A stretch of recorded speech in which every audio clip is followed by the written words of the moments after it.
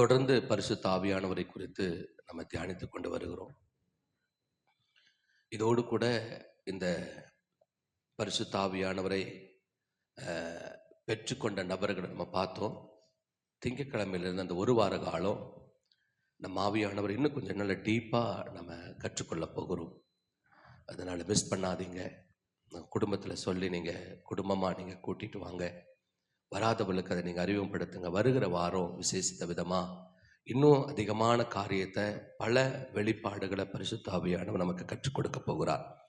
அப்போ நீங்கள் பரிசுத்த ஆவியானவரை குறித்து தானே நல்ல ஒரு புரிந்து கொள்ளுதலை நீங்கள் பெற்றுக்கொள்ள முடியும். அதனால் வருகிற வாரத்தில் தயவு செய்து எந்த விதத்திலையும் நீங்கள் லீவ் போடாமல் விட்டு விடாதபடிக்கு நீங்கள் வந்து அந்த சத்தியத்தை நீங்கள் அறிந்து கொள்ள வேண்டும் என்று சொல்லி விருப்பப்படுகிறேன். ஆவியானவரும் அதை விருப்பப்படுகிறார். அதனால் அதை நம்ம கற்றுக்கொள்ளணும். ஏதோ ஆவியான ஒரு வல்லமை, ஒரு ஆவி அப்படிங்கிற மாதிரியெல்லாம் நம்ம அவர் பார்க்காம ஒரு தேவனாகவே பார்த்து தினந்தோறும் ஆவியானோடு கூட வாழுகிற அப்படிப்பட்ட ஒரு வாழ்க்கை நம்ம வாழணும் அப்படின்னு சொல்லி பரலோகம் விரும்புகிறது. ஏன்னா இவ்வளோ பெரிய ஒரு பொக்கிஷத்தை ஆண்டவர் நமக்கு கொடுத்துருக்கிறார். வேதம் சொல்லுது அது உங்களுக்கு பிரயோஜனமாக இருக்கும் அப்படின்னு சொல்லிட்டு. இப்போ ஆண்டவர் பைபிள் நமக்கு சொல்லப்பட்டிருக்கிறது, பிரயோஜனமாக இருக்கிற ஒரு நபரை ஆண்டவர் நமக்கு அனுப்பி இருக்கிறார். அதை பிரயோஜனப்படுத்தாமல் இருக்கிறோம். அப்போ அவரை குறித்து முழுமையாக நம்ம அறிந்து கொண்டால் மாத்திரமே அவரை நம்ம பிரயோஜனப்படுத்த முடியும். அதனால் அடுத்த வாரத்தில் முழுமையாக பரிசுத்த ஆவியினுடைய ஐக்கியம் எதற்காக, பரிசுத்த ஆவியானவர் யார், அவர் எப்படிப்பட்டவராக இருக்கிறார், நமக்குள்ள எப்படி வாசம் பண்ணுகிறாருங்கிறதெல்லாம் வசன ஆதாரத்தோடு கூட பல காரியத்தை நம்ம கற்றுக்கொள்ள போகிறோம். நேற்றைய தினத்தில் நம்ம ஆரம்பித்தோம். நேற்றைய தினத்தில் சவுலுடைய வாழ்க்கையிலிருந்து இந்த பரிசுத்த ஆவியானவர் பாதுகாப்பதற்காக நமக்குள்ள இருந்தார் அப்படின்னு சொல்லிட்டு அவசரமாக சில காரியத்தை நம்ம பார்த்தோம். அதே 1 சாமுவேல் 16வது அதிகாரத்திலிருந்து இந்த காரியத்தை இன்னும் கொஞ்சம் நம்ம ஆழமாக அதை நம்ம அறிந்து கொள்ள போகிறோம். இந்த பரிசுத்த ஆவியானவர் நம்முடைய வாழ்க்கையில இருக்கிற வரைக்கும் ஒரு பெரிய பாதுகாப்பு இருக்கிறது, ஒரு பெரிய சமாதானம் இருக்கிறது. நினைத்து பார்க்க முடியாத கணம், நினைத்து பார்க்க முடியாத உயர்வு, நினைத்து பார்க்க முடியாத மதிப்பு மிக்க ஒரு வாழ்க்கை அப்படின்னு எல்லாம் இந்த பரிசுத்த ஆவியானவர் இருக்கிற போது நமக்கு கிடைக்கிறது அப்படின்னு சொல்லிட்டு இது ஆரம்பித்தோம். ஏன்னா சவுலுடைய நாட்கள்ல வேத வசனம் சொல்லுது, 1 சாமுவேல் 16-14 வாசித்தலாம். கர்த்தருடைய ஆவி நீங்கினார், கர்த்தரால் வரவிடப்பட்ட ஒரு பொல்லாத ஆவி அவனை கலங்க பண்ணி கொண்டிருந்தது அப்படின்னு இந்த வசனத்தை வைத்து தான் ஆரம்பித்தோம். ஏன்னா அந்த பரிசுத்த ஆவியானவர் சவுலுக்குள்ள இருந்தபோது பரிசுத்த ஆவியானவர் சவுலோடு கூட இருக்கிற போது அந்த சவுலுக்கு பலவிதமான நன்மைகளை ஆண்டவர் கொடுத்தார். கழுதையை தேடி போன, கழுதைக்கு பின்னால போய்கொண்டிருந்த அந்த சவுலை ஜனங்களினுடைய அதிபதியாக ஒரு உயர்வை பரிசுத்த ஆவியானவர் கொடுத்தார். அல்லேலூயா. அவர் ஒரு தீர்க்கதரிசியாய் ஆண்டவர் அபிஷேகம் பண்ணப்பட்டார். சவுல் சாதாரணமானவர் அல்ல. சவுலும் தீர்க்கதரிசியோ அப்படின்னு சொல்ல ஒரு பழமொழியை ஏற்படுத்துகிற அளவுக்கு, பழமொழி அப்படின்னு சொன்னா சாதாரணமா வருமா? இல்ல. ஆமா, அது ஒரு வழக்க சொல்லாய் மாறும். எல்லாரும் அதை பயன்படுத்தி எனக்கு எத்தனையோ பழமொழிகளை நம்ம உபயோகப்படுத்துகிறோம். அதெல்லாம் எப்ப ஆரம்பிச்சதுன்னு தெரியாது. யாரோ ஒருவர் என்ன செஞ்சிருப்பாங்க சொல்லிட்டு அது முடிந்து போகாம அது அப்படியே தொடர்ச்சியா வரும். அப்ப அந்த அளவுக்கு ஒரு பழமொழியாகவே என்ன செய்துட்டாரு, சவுல் மாறி போயிட்டார். சவுலும் தீர்க்கதரிசியோ அப்படிங்கிற அந்த பழமொழி அளவுக்கு அந்த சவுல் அவ்வளவு பெரிய ஒரு தேறின ஒரு மனிதனா வாருவதற்கு காரணம் என்ன அப்படின்னா பரிசுத்த ஆவியானவர். தகுதியில்லாத அவரே சொல்ல, நான் பென்யமீன் கோத்திரத்தானையா, நான் சின்ன குடும்பத்தில் பிறந்தவன், எனக்கெல்லாம் முடியாது அப்படின்னு எல்லாம் தகுமான சொல்லி தடுதல் பண்ணிட்டும் கூட, ஆனா ஆண்டவர் அவர் என்ன செய்யறாருன்னா அபிஷேகம் பண்ணுகிற. இல்ல நீ அப்படியெல்லாம் சொல்லாத, நீ சின்ன பையன்லாம் சொல்லாத, சின்ன குடும்பம்னு சொல்லாத, உன்னையத்தான் இஸ்ரவேல் தேசமே உன்னையத்தான் தேடிச்சு இருக்குது, நீ அப்படிப்பட்ட ஒரு மகிமையுள்ள ஒரு பாத்திரம் அப்படின்னு சொல்லிட்டு அபிஷேகம் பண்ணப்பட்டு இஸ்ரவேல் ஜனங்களுக்குள்ளாக முதல் ராஜாவாக அபிஷேகம் பண்ணப்படுகிற அப்படிப்பட்ட ஒரு மேன்மையை பரிசுத்த ஆவியானவர் இருக்கிற போது சவுலுக்கு கிடைத்தது. இஸ்ரவேலினுடைய முதல் ராஜா. இப்பவும் அவர் தேவனுக்கு பிரியமில்லாத நடந்தார், கீழ்ப்படியாக நடந்தாரு. ஆண்டவர் அவரை ராஜாவாக மாற்றுவதற்கு மனஸ்தவப்பட்டார்னு சொல்லி எவ்வளவு காரியத்தை சொல்லி இருந்தாலும் சரித்திரத்தை மாற்ற முடியாதல்ல. அல்லேலூயா. இஸ்ரவேலினுடைய முதல் ராஜா யார் அப்படின்னு சொன்னா, அவர் எப்படிப்பட்ட வாழ்க்கை வாழ்ந்திருந்தாலும் நம்ம யாரைத்தான் சொல்ல முடியும்? சவுலைத்தான் சொல்ல முடியும், ரெக்கார்ட் பண்ணிட்டார்ல. அப்ப இப்படிப்பட்ட ஒரு ஒரு அதாவது அதிசயத்தை, ஒரு இப்படிப்பட்ட ஒரு சரித்திரத்தை படைக்கிற ஒரு புருஷனா அந்த சவுல் எடுத்து பயன்படுத்தினதுக்கு காரணம் என்னன்னா, பரிசுத்த ஆவியானவர் சவுல் மேல இருந்தது தான் காரணம். அல்லேலூயா. நல்ல பயம் இல்லாம நல்ல ஒரு மேன்மையான ஒரு வாழ்க்கை, மேன்மையான இஸ்ரவேல் ஜனங்களுக்கு ஒரு ராஜாவா இருக்கிற ஒரு மேன்மையான ஒரு வாழ்க்கை, பயமில்லாத ஒரு வாழ்க்கை, சந்தோஷமான ஒரு வாழ்க்கை, மதிப்பு மிக்க வாழ்க்கையை இந்த சவுலுக்கு ஆண்டவர் ஏற்படுத்தினார். அல்லேலூயா. இதெல்லாம் எப்படி இருந்தது, எதன் மூலமா கிடைத்தது அப்படின்னு சொன்னா, அவர் மேல் இருக்கிற தேவ ஆவியானவர் மூலமாக கிடைத்த ஒரு மகா பெரிய ஒரு பொக்கிஷம். இவ்வளவு பெரிய ஒரு மேன்மையில வாழ்ந்த இந்த சவுல் ஒரு காலகட்டத்துல இந்த தேவ ஆவியானவர் சவுலை விட்டு என்ன செய்றாரு, நீங்கி போகிறார். அதற்கு பிற்பாடு எவ்வளவுக்கு எவ்வளவு மேன்மையாய் வாழ்ந்த சவுல் தகுதியில்லாத ஒரு நபரை தகுதிப்படுத்தி, ஆண்டவரை மேன்மைப்படுத்தி, உயர்த்தி, கனப்படுத்தி, மகிமையாய், வசதியாய், எல்லா விதமான கிருபைகளையும் வசதிகளையும் படைத்து, எல்லா விதமான அனுகூலையும் கொடுத்து வாழ வைத்திருந்த அந்த சவுல் இடத்திலிருந்து தேவ ஆவியானவர் புறப்பட்டு போனது நிமித்தமாக அங்க பைபிள் சொல்லுது, பொல்லாத ஆவி அவனுக்குள்ள வந்தது. இதை தியானிக்கிற போது மனிதர்களாக இருக்கிற நம்ம ஏதோ ஒரு 2 காரியத்துக்குள்ள நம்ம என்ன செய்யறோம், ஆளுகைக்குள்ள உட்பட்டு தான் இருப்போம். ஒன்று தேவாவியினால ஆளுகை செய்துட்டு இருப்போம், இல்லைன்னா பொல்லாதாவியினால இருப்போம். அல்லேலூயா. இது இல்லாம நான் தனிப்பட்ட என்னை பிசாசும் தொந்தரவு செய்ய முடியாது, ஆண்டவரும் தொந்தரவு செய்ய முடியாது, நான் தனிப்பட்ட முறையில வாழ்ந்துட்டு இருப்பேன் அப்படின்னு சொன்னா வாய்ப்பே இல்லை. நம்முடைய சிந்தனை மண்டலத்தை பாருங்க, நம்ம இப்பவுமே ஏதாவது ஒரு காரியத்தை சிந்திச்சுட்டு தான் இருப்போம். சிந்திக்காம ஒரு நாள் என்ன செய்ய முடியாது, மனிதர்கள் வாழவே முடியாது. ஒன்னா நல்லதை சிந்திப்போம், இல்லைன்னா கெட்டதை சிந்திப்போம். அப்ப ஒரு ஒரு ஒரு ஒரு அதாவது ஒரு ஒரு ஆன்மீகவாதி இப்படி சொல்லுகிறார். ஒரு ஆன்மீகவாதி பலமுறை நான் சபையில சொல்லி இருக்கிறேன். அவர்கிட்ட கேட்கறாங்க, கெட்ட சிந்தனை எனக்கு வருதுயா, கெட்ட சிந்தனை வருது எனக்கு, தேவையில்லாத காரியத்தை யோசிக்கிறேன், தேவையில்லாத காரியத்தை பேசுகிறேன், அப்படிலாம் பேசிட்டு இருக்கோம். எனக்கு ஒரு ஆசை, இந்த கெட்ட சிந்தனை என்னை விட்டு விலகட்டும் அப்படிங்கிறதுக்காக பெரிய ஒரு போராட்டமே போராடிட்டு இருக்கு, ஏதாவது வழி இருந்தா சொல்லுங்க அப்படின்னு அந்த ஆன்மீகவாதிகிட்ட சொல்லுகிற போது அவர் சொன்ன காரியம், இவங்க என்ன நினைச்சாங்க, இதுக்கு ஏதாச்சும் ஒரு சொல்யூஷன் கொடுப்பாரு, இந்த கெட்ட சிந்தனை வராம இருக்கிறதுக்கு ஏதாவது ஒரு ஆலோசனை கொடுப்பாரு, அதை செய்துட்டோம்னா இந்த கெட்ட சிந்தனை வராது அப்படிங்கிற மாதிரி ஒரு எதிர்பார்ப்புல கொண்டு போய் அவர்கிட்ட கேட்கிற போது அவர் ஒரு தெளிவா ஒரு சிம்பிளா ஒரு காரியத்தை சொன்னார். உன் கெட்ட சிந்தனை போகணும் அப்படின்னு சொன்னா நல்லதை சிந்தனை பண்ணு, கெட்டது போயிரும். அவ்வளவுதான். நீ நல்லதை சிந்திச்சின்னா கெட்டது என்ன செஞ்சிடும், போயிரும். அவிசுவாசமா சிந்திச்சுட்டே இருக்கிறோம் அப்படின்னா, நீ விசுவாசமான காரியத்தை சிந்திச்சின்னா உன்னை விட்டு என்ன செஞ்சிடும், அவிசுவாசம் போயிரும். அப்ப இதை அவிசுவாசம் எனக்குள்ள போகாம, எனக்கு கெட்ட சிந்தனை போகாம இருக்கு, வேற எல்லாம் எந்த சொல்யூஷன் கிடையாது. நல்லதை சிந்திச்சுன்னா என்னதோ கெட்டது போயிடும். அதே மாதிரிதான் தேவ ஆவியானவரால நம்ம ஆளுகை செய்யப்பட்டிருப்போம், தேவ ஆவியானவரால நம்ம நடத்தப்பட்டிருப்போம். இல்ல தேவ ஆவியானவரை நடத்தப்பட வேண்டாம், எனக்கு அவருக்கு பிரியமா என்னால நடக்க முடியாது அப்படின்னு சொல்லி அவருக்கு பிரியமானவதை நான் நடக்கல அப்படின்னு சொன்னா வேறொரு நபர் நமக்குள்ள வந்துடுவான். அவர் அவருக்கு விருப்பமானது என்ன செய்வோம், நம்ம செய்வோம். இப்படி 2 பேருக்கு விருப்பமா நம்ம இருந்துதான் ஆகணுமே ஒழிய, இல்ல நான் பிசாசுக்கு சேராம, இப்ப நாத்திகர்னு சொல்றாங்க இல்லையா, கடவுளே இல்லை அப்படின்னு சொல்லிட்டு அவங்க வாழ்ந்துட்டு இருக்காங்களா, அதெல்லாம் சும்மா சுத்த போய் அந்த காரியங்கள் எல்லாம்.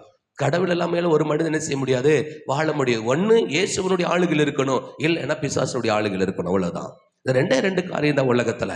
ஒண்ணு ஆண்டவருடைய பிள்ளைகளா ஆண்டவருக்குள்ள இருக்கணும், இன்னொன்னு பிசாசுக்குள்ள இருக்கணும். அப்ப எப்படிப்பட்ட சூழ்நிலை இருக்கிறாங்க அப்படிங்கறத நம்ம நிதானித்துக் கொள்ள வேண்டும், அவ்வளவுதான். அப்ப இன்றைக்கு அந்த சவுலை விட்டு தேவ ஆவியானவர் இருந்ததுனால பல நன்மைகளை சவுல் அனுபவித்தார். ஆனா போனதுக்கு பிற்பாடு, தன் வாழ்க்கையில் அந்த பொல்லாத ஆவி வந்ததுக்கு பிற்பாடு இவருடைய வாழ்க்கை முழுவதும் தாறுமாறாய் மாறிடுச்சு. தான் இருக்கிற பொசிஷனே எனக்கு கிடைக்குமா, இது நிரந்தரமாகுமா, எப்ப இது போகும் அப்படிங்கிற ஒரு மிகப்பெரிய ஒரு பயத்துல என்ன செய்தாங்க அப்படின்னு சொன்னா சவுல் மாறிட்ட. பயம். நம்முடைய வாழ்க்கையில கூட பாருங்களேன், அதாவது சில காரியங்கள்ல நம்முடைய வேலை காரியமா இருக்கட்டும், இல்லை எதிர்காலத்துக்கு உண்டான காரியமா இருக்கட்டும், பிள்ளைகளுடைய காரியமா இருக்கட்டும், எதுவா இருந்தாலும் நமக்குள்ள பெரிய ஒரு சமாதானம், ஆண்டவர் பார்த்துக்குவாருப்பா, ஆண்டவர் அந்த காரியத்துல பரிசுத்த ஆவியானவர் இருந்துட்டா நம்மளை எதை குறிச்சு என்ன செய்ய மாட்டோம்னா கவலைப்பட மாட்டோம். எல்லாம் ஆண்டவர் பார்த்துக்குவார், ஒன்றும் பிரச்சனை இல்லை. இன்னும் இவ்வளவு நாள் இருக்குதுல்ல, ஆண்டவர் அதான் எனக்கு இரவு முழங்கால் யுத்த ஜெபம், ஊழியக்காரருக்காக முழங்கால் யுத்த ஜெபத்தை செய்துட்டு இருக்கிறோம். அந்த ஊழியக்காரங்க வந்தாங்க. ஊழியக்காரருக்கு வந்து மோத்திஸ் வினோத்னு சொல்லிட்டு ஒரு ஊழியக்காரர் கோயம்புத்தூர்ல இருந்து வரவழைச்சோம். அவர் வந்து எல்லா ஊழியத்தெல்லாம் நிறைவேற்றினதுக்கு அப்புறமா அவருக்கு ஒரு காணிக்கை கொடுத்தோம்.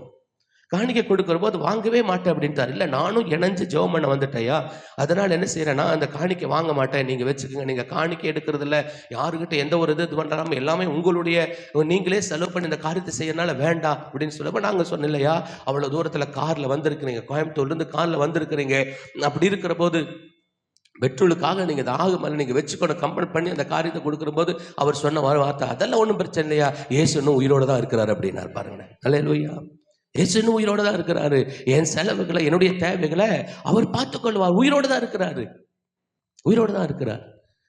அப்ப காரியங்களை பாருங்களேன். அப்ப அவர் கூட இருந்துட்டா எதை குறித்து நம்ம கவலைப்பட வேண்டிய அவசியம் கிடையாது. அல்லேலூயா. காணிக்கை கொடுக்குறாங்களா, கொடுக்கலையா, பெட்ரோலுக்கு தேவைகள் சந்திக்கப்படுமா, எதை குறிச்சும் கவலை இல்லாம நல்ல அப்படிப்பட்ட ஒரு சமாதானமான வாழ்க்கை நம்மளால வாழ முடியும். ஏன்னா உள்ள இருக்கிற பரிசுத்த ஆவியான ஒவ்வொரு நாளும் நம்மளை உற்சாகப்படுத்தி கொண்டே இருப்பார். கவலைப்படாத, கவலைப்படாத, சோர்ந்து போகாத, சோர்ந்து போகாத, இப்படி நீ சிந்திக்காத, இப்படி நீ நெகட்டிவ் என்ன செய்யாத, சிந்திக்காத, இன்னும் நான் கூட தான் இருக்கிறேன், நான் உன்னை வெறுக்கல, கூட தான் இருக்கிறேன், உனக்கு நான் நன்மை செய்வதற்கு காத்திருக்கிறேன், உனக்கு விரோதமாய் உருவாக்கப்படுகிற ஆயுதங்களை வாய்க்காதே போக பண்ணுகிறேன், நான் கூட தான் இருக்கிறேன், உனக்கு விரோதமாக உருவாகிற மந்திரங்களும் பிள்ளி சூழ்நிலைகள் எல்லாம் பொய்க்க போக பண்ணுவதற்கு நான் கூட தான் இருக்கிறேங்கிற உற்சாகப்படுத்தி கொண்டே இருப்பார். அதனால நமக்கு என்ன வராது, கவலை வராது, பயம் வராது, சமாதான குறைச்சல் இல்லாத அழகா நம்ம வாழ்வோம். பாருங்களேன், மற்றவர்கள் ஆச்சரியப்படுவாங்க, இந்த குறைஞ்ச சம்பளத்தில் எப்படி வாழ்றீங்க, வியாதி இல்லாமல் நீங்கள் டாக்டர்கிட்டே போகாமல் எப்படி நீங்கள் வாழ்றீங்க, எப்படி உங்களால் சமாதானமாக இருக்க முடியுது அப்படிங்கிற காரியத்தை எல்லாம்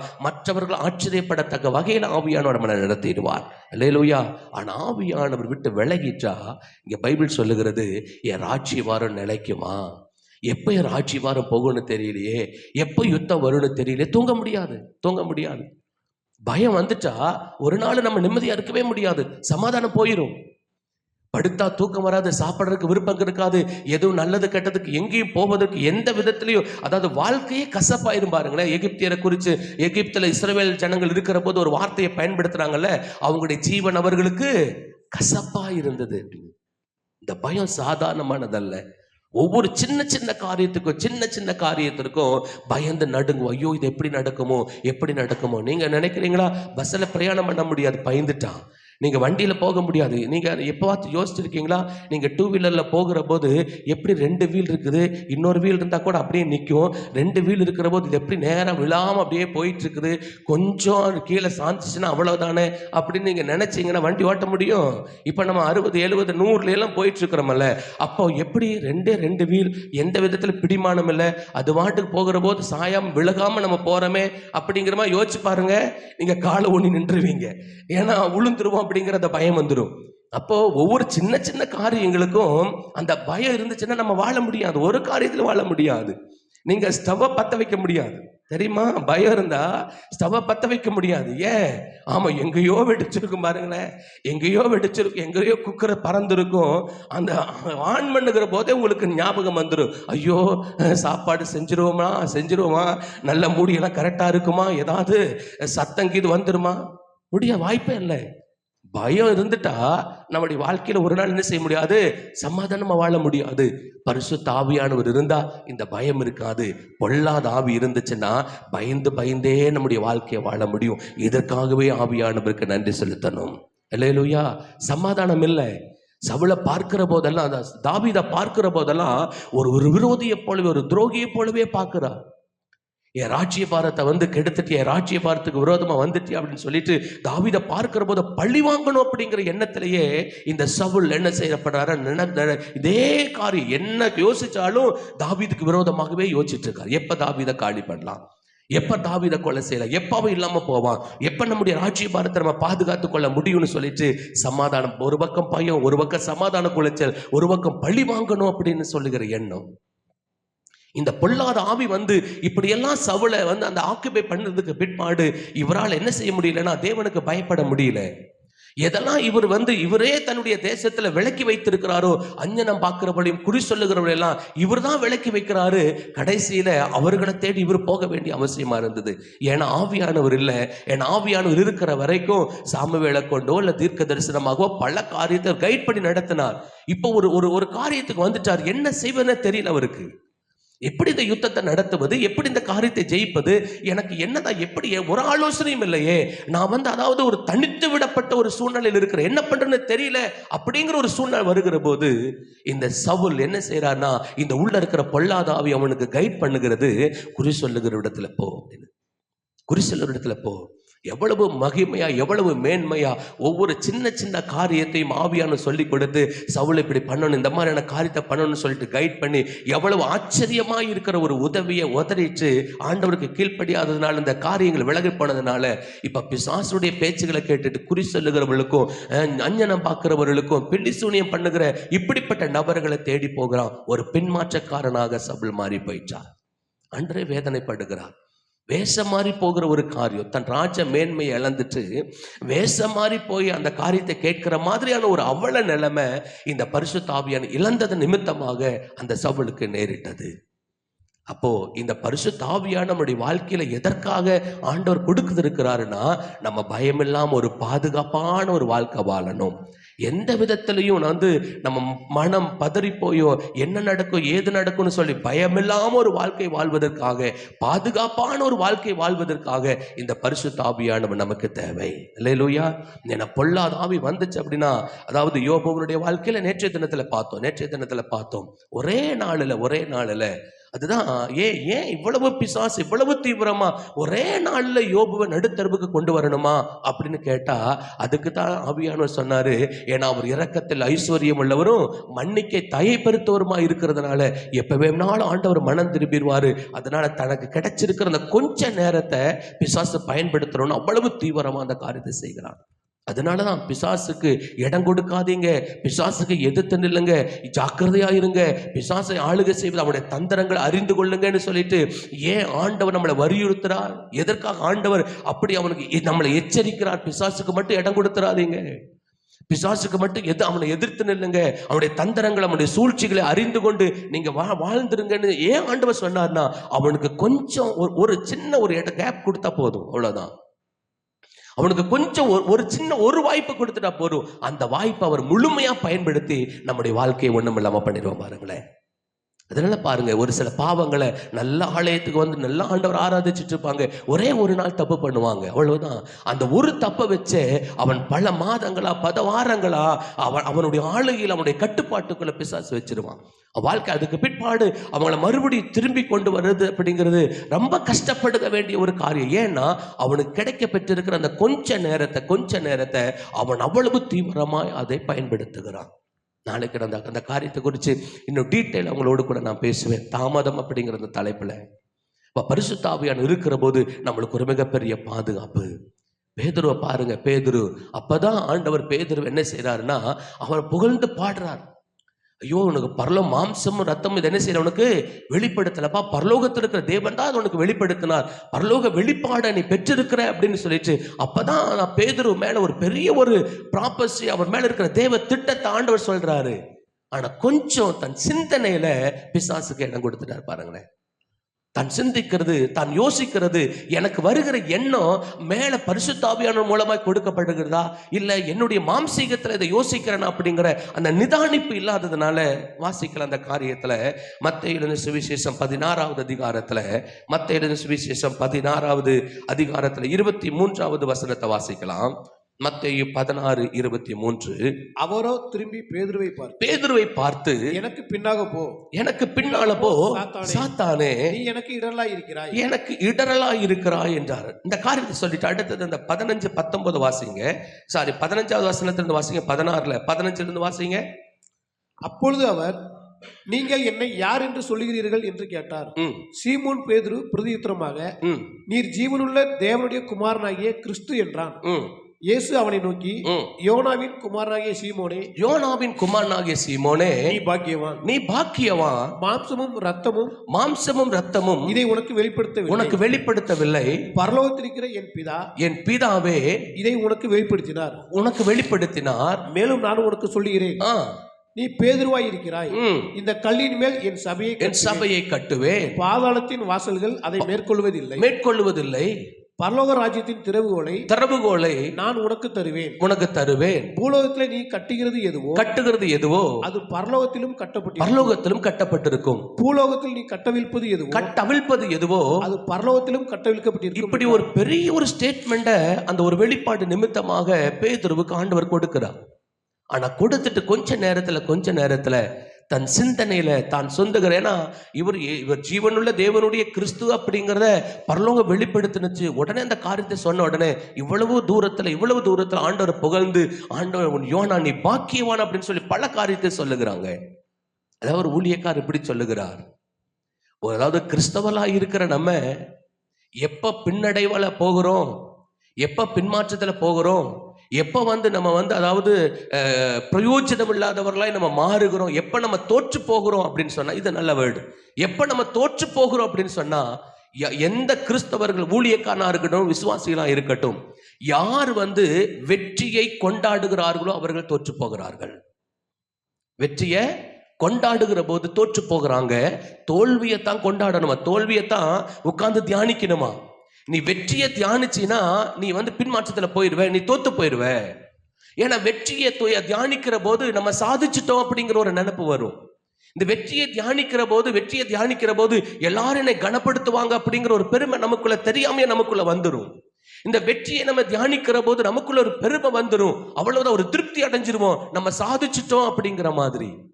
ஆனா அதே நேரத்துல வெற்றியை அதை நீங்க நம்ம தியானிக்க கூடாது அப்படியெல்லாம் ஒண்ணுமே கிடையாது. வெற்றி பெற்றா வெற்றி பெற்றதுதான், அவ்வளவுதான். எப்படி நம்ம இப்ப சொன்னல, சவுல் என்னதான் தவறு செய்து எவ்வளவு பெரிய காரியத்தில் இருந்தாலும் இஸ்ரவேலின் முதல் ராஜா அப்படிங்கிற போது யாருதான் பட்டியல வர்றா? சவுல் தானே வர்றாரு. அதே மாதிரி நம்ம வெற்றி பெற்றுட்டோம் அப்படின்னு சொன்னா வெற்றி பெற்றது, அது யாரால என்ன செய்ய முடியாது, மாற்றவே முடியாது. ஆனா நம்ம தோல்வி அடைந்ததை, எங்கெல்லாம் தோல்வியா இருந்திருக்கிறோமோ, எங்கெல்லாம் தோல்வி அடைந்திருக்கிறோமோ அதை தியானிக்கிற போது அந்த தோல்விகள் நம்முடைய வாழ்க்கையில வெற்றியாய் வரும். அல்லேலூயா. அந்த தோல்விகள் நமக்கு வெற்றியாய் வரும். அப்ப எங்க நம்ம அதாவது ஒரு ஒரு சுய திருப்திக்கு வந்துடுறோம் அப்படின்னா, எப்போ அந்த வெற்றியை கொண்டாடுகிறோமோ, எப்ப நான் சாதிச்சுட்டேன், நல்லா ஜெபம் பண்ணிட்டேன், நல்லா பிரசங்கம் பண்ணிட்டேன், நல்லா பாட்டு பாடிட்டேன், என் ஆண்டவர் இடத்துல இன்னைக்கு வல்லமையா பயன்படுத்தினாருன்னு சொல்லிட்டு அந்த வெற்றியை தியானிச்சு அதுல திருப்தி ஆயிட்டோம் அப்படின்னு சொன்னா அடுத்தது சாதிக்க மாட்டோம். நம்ம அடுத்தது சாதனை இருக்காது, அடுத்த ஒரு வெற்றியை பார்க்க முடியாது. அதே நேரத்துல தோல்வியை உட்கார்ந்து தியானித்து, எப்படி ஏன் தோத்து போனேன், ஏன் இந்த நிலைமையில் இப்படி பண்ணினேன், ஏன் சரியா அந்த காரியத்துல போகணும், இதை யோசிச்சு அப்படின்னா எங்க தவறு செய்தோம் என்று சொல்லிட்டு என்ன செய்வோம், நம்ம அடுத்த வெற்றிக்கு நேராக நம்ம கடந்து செல்லுவோம். அல்லேலூயா. ஆனா அந்த பேதுரு என்ன செய்தார்னா, எனக்கு ஆவியான வெளிப்படுத்தினார்ல, அதை சொன்ன உடனே இயேசு எவ்வளவு அப்படியே லயன பல காரியத்தை என் மேல இருக்க தேவ திட்டத்தை சொன்னார்ல, இன்னும் ஒரு காரியத்தை சொல்லுவான்னு சொல்லிட்டு மாம்சீகத்துல என்னென்ன காரியத்தை சொன்னது பைபிள் சொல்லுது, எனக்கு இடர்லா இருக்கிறார் அப்பாலே போ சாத்தானே அப்படின்னு சொல்லிட்டார். எவ்வளவு பெரிய ஒரு அவமானம் மற்ற அப்போஸ்தலருக்கு முன்பாக. மற்றவங்க என்ன நினைச்சிருப்பாங்க, இன்னும் ஆண்டவர் இவ்வளவு அப்படி பண்ணுவார், இப்படி பண்ணுவார், எப்படி எல்லாம் வச்சிருப்பான்னு சொன்னாரு. கொஞ்ச நேரத்துல என்ன செஞ்ச, பெருமையினால விழுந்துட்டாரு, அப்பாலே சாத்தானா மாறிட்டானேன்னு சொல்லிட்டு எவ்வளவு கேவலம் அது. அதே மாதிரி யூதாஸ் காரியோத் பைபிள் சொல்லுகிறது இந்த காரியங்கள்ல. யோவான் சுவிசேஷம் 13வது அதிகாரத்தை எடுத்துக்கொள்ளலாம். யோவான் சுவிசேஷம் 13வது அதிகாரம் யூதாசை குறித்து பேசுகிற போதும் அதே மாதிரி தான். ஒரு மேன்மையுள்ள ஒரு வாழ்க்கை யூதாசுக்கு இருந்தது. ஜெபம் பண்ணி தேர்ந்தெடுக்கிறார், பிதாவின் சித்தத்தின்படி அப்போஸ்தலர்களை தேர்ந்தெடுக்கிறார். ஆனா அங்க சூழ்நிலைகள் என்னவா இருக்கிறது? யோவான் சுவிசேஷம் 13:2 வாசிக்கலாம். குமாரனாகிய யூதாஸ் காரியத்து அவரை காட்டி கொடுக்கும்படி பிசாசானவன் அவன் இருதயத்தை தூண்டின பின்பு அவர்கள் போஜனம் பண்ணி கொண்டிருக்கையில் தம்முடைய கையில் பிதா எல்லாவற்றையும் ஒப்பு கொடுத்தார் என்பதையும் தாம் தேவனிடத்திலிருந்து வந்ததையும் தேவனிடத்திற்கு போகிறதையும் இயேசு அறிந்து 27வது வசனத்தை வாசிக்கலாம். அந்த துணிக்கையை அவன் வாங்கின பின்பு சாத்தான் அவனுக்குள் புகுந்தான். போதும். அங்க பாத்தீங்கன்னா யூதாஸ் காரியத்தினுடைய காரியங்களை பார்க்கிற போது இவருக்குள்ள ஒரு எண்ணம், இயேசுவை காட்டி கொடுக்கணுங்கிற எண்ணம். நான் சொல்றேன், மறுபடியும் உங்களுக்கு சொல்லுகிறேன், நீங்க பிசாசுக்கு பெரிய கேட்டெல்லாம் பெரிய ஓப்பனெல்லாம் நீங்க கொடுக்க வேண்டிய அவசியம் கிடையாது. பெரிய கதவையெல்லாம் திறந்து கொடுக்கணும் நாங்க அவசியம் கிடையாது. பேதுரு சிந்தையில இடம் கொடுத்தான். இவரும் தன்னுடைய பண ஆசையில தனக்கு வருமானம் வரணும், காசு கொடுப்பாங்க அப்படிங்கிறது நிமித்தமாக என்ன செய்தார்னா, யூதாஸ் என்ன செய்தார், காட்டி கொடு. இப்படி சின்ன சின்ன காரியத்துல பிசாசு நம்முடைய வாழ்க்கையில உள்ள என்ட்ராகிறான்.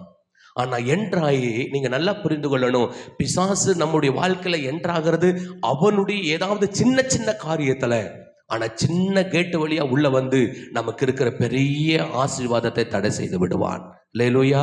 ஏன்னா இங்க யூதாஸ் காரியத்து வேதியில் சொல்லுது, பேதுரு கேட்கிறார், எல்லாத்தையும் விட்டு விட்டு, ஏற்கனவே நம்ம தியானிச்சிருக்கிற அந்த வசனத்தை, எல்லாத்தையும் விட்டு விட்டு உங்களுக்கு பின்னால வந்தால் ஆண்டவரே எங்களுக்கு என்ன கிடைக்கும்னு சொல்லுகிற போது இயேசு சொல்றாரு, மறுமையிலே 12 கோத்திரத்தையும் நியாயம் விசாரிக்கிறவர்களாக நீங்க 12 பேரும் சிங்காசனத்துல உட்கார்ந்துருப்பீங்க அப்படின்னா.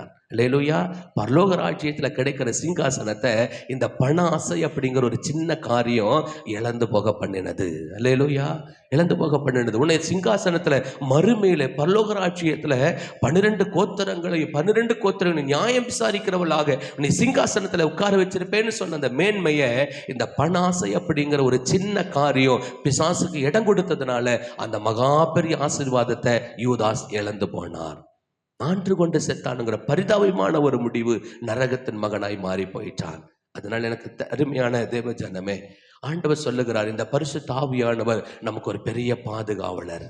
ஒவ்வொரு நாளும் அது ஆரம்பத்தில் சொன்னதை போல நம்முடைய வாழ்க்கையை என்ஜாய் பண்ணி வாழ்வதற்கு, நம் வாழ்க்கையை சந்தோஷமாய் வாழ்வதற்கு, எந்த இடத்திலும் தோற்று போகாத ஒரு வாழ்க்கை வாழ்வதற்கு, எல்லா இடத்திலும் ஒரு கனமுள்ள ஒரு பாத்திரமாய் வாழ்வதற்கு, மதிப்பு மிக்கவர்களாய் நம்ம வாழ்வதற்கு இந்த பரிசுத்த ஆவியானவராகிய தேவன் நமக்குள்ளாக வாசம் பண்ணி இருக்கிறார். அல்லேலூயா. ஒவ்வொரு நாளும் இவரோடு கூட நடங்க, ஒவ்வொரு நாளும் இவரோடு கூட நீங்க அதாவது பிரயாணப்படுங்க. நம்முடைய வாழ்க்கையில பெரிய ஆசீர்வாதத்தை பார்ப்போம். அல்லேலூயா.